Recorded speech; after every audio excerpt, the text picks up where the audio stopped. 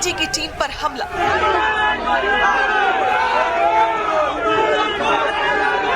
भूपेश बघेल के घर के बाहर निकलते ही समर्थकों ने फेंके ईंट और पत्थर। इस सड़क पर ईडी की गाड़ियों को रोका गया। ये हंगामा, ये बवाल, ये नारेबाजी छत्तीसगढ़ के पूर्व सीएम भूपेश बघेल के समर्थकों ने की, जो बघेल पर ईडी रेड का विरोध कर रही है। भूपेश बघेल के ठिकानों पर सोमवार को प्रवर्तन निदेशालय ने रेड किया। बघेल, उनके बेटे समेत 14 ठिकानों पर ये रेड एक साथ की गई। ये रेड कोयला घोटाला, महादेव सत्ता ऐप और शराब घोटाले मामले से जुड़ी मनी लॉन्ड्रिंग की जांच के सिलसिले में की गई है। छापे में क्या क्या मिला है, इसे लेकर अभी कोई ऑफिशियल बयान जारी नहीं किया गया है, लेकिन रेड के दौरान बघेल के घर नोट गिनने और सोने की गुणवत्ता जांचने की मशीन मंगवानी पड़ी। इससे माना जा रहा है कि बड़े पैमाने पर नकदी और सोना बरामद हुआ है। वहीं पेन ड्राइव के साथ साथ कुछ दस्तावेज भी ईडी के हाथ लगे हैं, जिसकी जांच जारी है। हालांकि इस छापेमारी से कांग्रेस कार्यकर्ता और बघेल समर्थक भड़क गए हैं। बघेल के घर पर रेड खत्म करने के बाद बाहर निकलते ही ईडी टीम पर हमला हुआ। उनकी गाड़ियों पर ईंट पत्थर बरसाए गए।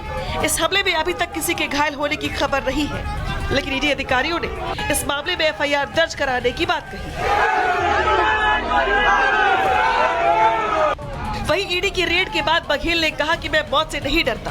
भूपेश ना चुनाव लड़ने से डरता है और ना मौत से। देखो, भूपेश बघेल का हाथ दबाने की ताकत किसी में नहीं है। भूपेश बघेल मौत से नहीं डरता, न चुनाव लड़ने से डरता, न मरने से डरता। मुझे क्यों क्या डर आएगा? ईडी की इस रेड के बाद छत्तीसगढ़ से लेकर दिल्ली तक हलचल तेज है। कांग्रेस ने बीजेपी के खिलाफ मोर्चा खोल दिया है। कांग्रेस का आरोप है कि ये मुद्दों से भटकाने की साजिश है। छत्तीसगढ़ के पूर्व डेप्यूटी सीएम टीएस सिंहदेव ने कहा कि एजेंसियों के जरिए ये दबाव बनाने की कोशिश है। जांच अपनी जगह एक अलग बात होती है, और अगर ये दिखने लगे कि जांच किसी उद्देश्य से की जा रही है तो एक अलग बात हो जाती है। तो इसी चीज को आप आगे बढ़ाते जाएंगे और एक के बाद एक इस प्रकार की कार्रवाई करके बंदी बना के अगर दबाव बनाते रहेंगे तो ये कब तक देश के नागरिक इसे स्वीकार करेंगे? ईडी की ओर से दावा किया गया है कि शराब घोटाले की वजह से राज्य के राजस्व को भारी नुकसान हुआ। इस वजह से 2100 करोड़ रुपए से अधिक की कमाई शराब सिंडिकेट के लाभार्थियों के पास चली गई। ईडी के मुताबिक ये कथित शराब घोटाला 2019 से 2022 के बीच हुआ, जब यहाँ पे भूपेश बघेल की अगुवाई में कांग्रेस की सरकार थी। ईडी ने अब तक अलग अलग आरोपियों से करीब 205 करोड़ रुपए की संपत्ति जब्त की है। ईडी ने भूपेश बघेल के बेटे चैतन्य बघेल को समन भी जारी किया है। फिलहाल ईडी रेड के बाद राज्य में सियासी घमासान मचा है। बघेल कांग्रेस के पुराने नेता है और पार्टी पूरी तरह से उनके साथ खड़ी दिखाई दे रही है। ऐसे में ईडी रेड के बाद छत्तीसगढ़ का बवाल थमने वाला नजर नहीं आ रहा। Bureau report, Republic Bharat. तो चलिए अब ईडी के इस एक्शन के बाद बात उन मुगल आक्रांताओं की करेंगे, जिन मुगल आक्रांताओं को लेकर इस वक्त देश भर के अंदर माहौल गर्म है। और याद करिए उन मुगल आक्रांताओं का इतिहास जिन्होंने इस अखंड भारत को तोड़ने की हर भरसक कोशिश की है, लेकिन अब उनका नाम जड़ से मिटाने की कवायद शुरू हो चुकी है। बात अगर संभाजीनगर की करें तो वहां पर मौजूद मुगल आक्रांता औरंगजेब की कब्र को हटाने को लेकर अब लगातार लोग तमाम तरह के प्रदर्शनों को अंजाम दे रहे हैं। तो अब इतिहास में इंसाफ उन महान योद्धाओं को दिलाने की कोशिश की जा रही है जिन्होंने इस भारत के लिए अपना सर्वस्व न्यौछावर कर दिया। रिपोर्ट आपको दिखाएंगे।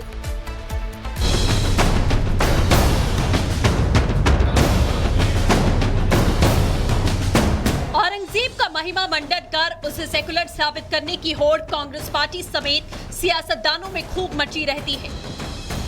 महाराष्ट्र में अबू आजमी का औरंगजेब पर स्तुति ज्ञान देश की राजनीति में भूचाल ले आया।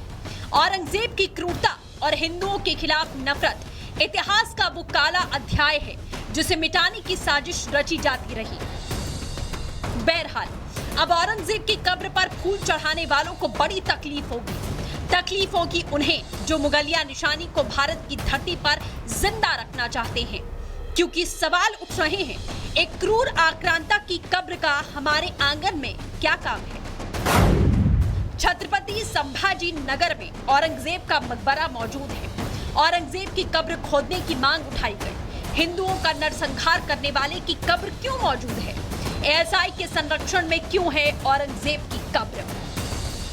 साहेब, आम्हालाही प्रत्येकाला असंच वाटतं, फक्त काही गोष्टी कायद्याने करावे लागतात कारण ती संरक्षित आहे. जुन्या काँग्रेसच्या काळामध्ये एएसआयचं संरक्षण मिळालं आहे. उस लिस्ट में अबू आजमी एक नाम है जो इतिहास को धर्म और नस्ल की तराजू पर तोलते हैं। हालांकि बीजेपी नेताओं ने मोर्चा खोल दिया, औरंगजेब की कब्र तो हटनी ही चाहिए। कांग्रेस पर सवाल उठ रहे हैं, क्या आक्रांताओं की कब्र संरक्षित क्यों रखा गया?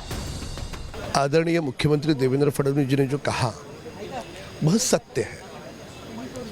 इसलिए एक ऐसा आक्रांता जो शिवाजी महाराज का छल करने वाला, वीर संभाजी को तड़प तड़प करके तड़पा तड़पा करके मारने वाला, ऐसा आक्रांता हमारे भारत में हिंदू हो, मुसलमान हो, कोई भी धर्म का हो, विषय धर्म का नहीं, किसी को भी ऐसा आक्रांता पसंद नहीं आएगा।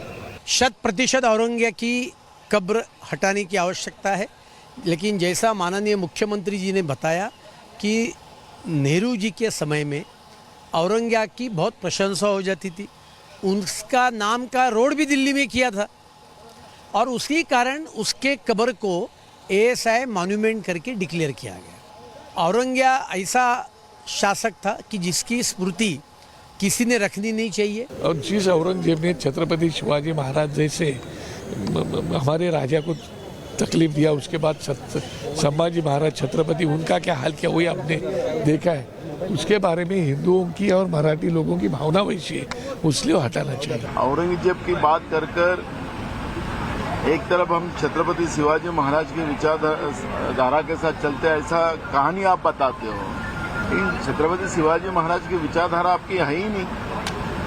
आपकी विचारधारा किसके साथ जुड़ती है उसका मैं उल्लेख नहीं करूंगा यहाँ पर। आप शिवाजी महाराज की विचारधारा से तो चल ही नहीं रहे।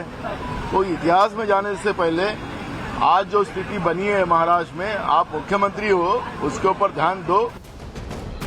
औरंगजेब पर हो रही सियासत का द एंड तभी होगा जब उसकी कब्र हटेगी। औरंगजेब का अत्याचार इतिहास के पन्नों में सिमटा हुआ है। जिन्हें उसकी कब्र हटने से परेशानी है वो इतिहास पर अपने ज्ञान चक्षु जरा खोल लें, क्योंकि औरंगजेब का महिमा मंडन अब और बर्दाश्त नहीं किया जाएगा।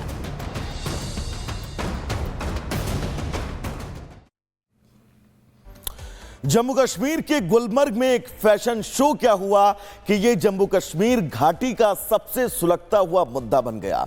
लोग घाटी के ये तक कहने लगे कि इस पाक महीने में इस फैशन शो की इजाजत कितने दी, यहां तक कि विधानसभा के अंदर भी ये मुद्दा जमकर गूंजा। मुख्यमंत्री ने इस मामले में जांच तक के आदेश दे दिए कि आखिर किसने इस फैशन शो को आयोजित किया था। लेकिन सबसे दिलचस्प बात यह है कि इस फैशन शो में कहा यह जा रहा है कि मुख्यमंत्री के दोनों बेटों की भी मौजूदगी थी। रिपोर्ट आपको दिखाएंगे विस्तार से।